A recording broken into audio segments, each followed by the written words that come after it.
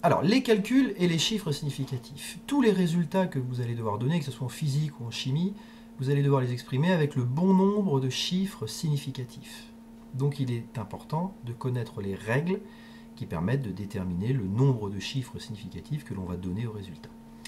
Pour cela, nous allons partir d'une expression exigible du programme de terminale.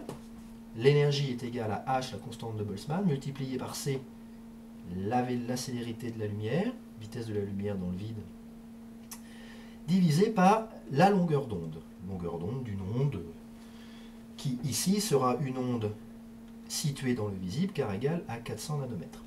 J'ai donc indiqué ici les valeurs des différentes grandeurs physiques, 3,0 10 puissance 8 mètres par seconde. Mètre par seconde est bien l'unité de la vitesse dans le système international. H, constante de Boltzmann, 6,62, 10 puissance moins 34, SI. L'unité ici n'est pas précisée, mais par contre le symbole SI signifie système international. On est donc assuré que l'unité est la bonne et que ce nombre est bien exprimé dans la bonne unité. Lambda égale 400 nanomètres. La longueur d'onde, c'est une longueur donc qui doit être exprimée en mètres. Ce n'est pas le cas ici. Nous allons donc, dans un premier temps, exprimer cette longueur dans l'unité du système international. 1 nanomètre est égal à 10 moins 9 mètres, donc 400 nanomètres est égal à 400 fois 10 puissance moins 9 mètres. Autant écrire lambda en écriture scientifique. 400 c'est égal à 4,00 fois 10 puissance 2, multiplié par 10 puissance moins 9, je me retrouve avec une valeur de lambda longueur d'onde de 4,00 fois 10 puissance 2 fois 10 puissance moins 9, 2 moins 9, ça fait moins 7, donc 10 puissance moins 7 mètres. Donc voilà la première étape, convertir les grandeurs physiques dans la bonne unité du système international. Ensuite, il est temps de passer à l'application numérique.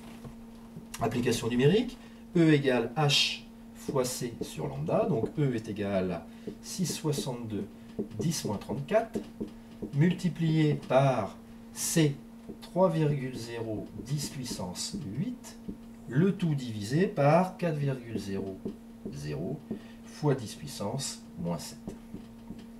Alors, avant de donner la valeur de l'énergie avec la calculatrice, il est intéressant de regarder comment sont constitués ces différents nombres. Le premier nombre, 6,62 10 moins 34, la valeur de la constante de Boltzmann, est exprimée avec 1, 2, 3 chiffres significatifs. Voilà. Le deuxième, 3,0 10 puissance 8, est lui exprimé avec 2 chiffres significatifs. Et enfin, lambda, au dénominateur, est exprimé avec 1, 2 et 3 chiffres significatifs, les zéros après la virgule étant des chiffres significatifs.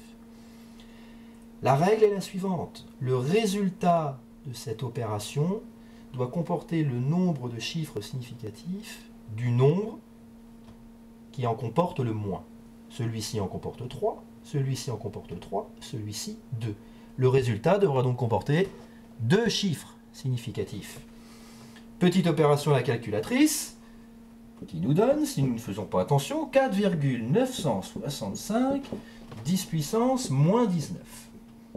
C'est une énergie, donc exprimée en joules, unité du système international, mais pour l'instant, mon E possède 1, 2, 3, 4 chiffres significatifs. Il en faut donc 2.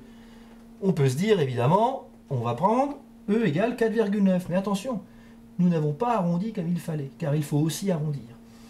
4,965 sera plus près de 5,0 que de 4,9. La valeur de l'énergie sera donc de 5,0 fois 10 puissance moins 19 joules. Bien faire attention à exprimer ce résultat avec le bon nombre de chiffres significatifs. Voilà les règles de base sur les calculs et les chiffres significatifs. Donc attention, pensez bien également à utiliser votre calculatrice non pas une fois mais 2 fois, toujours vérifier votre résultat, bien mettre les parenthèses où il faut et évidemment bien faire attention aux chiffres significatifs.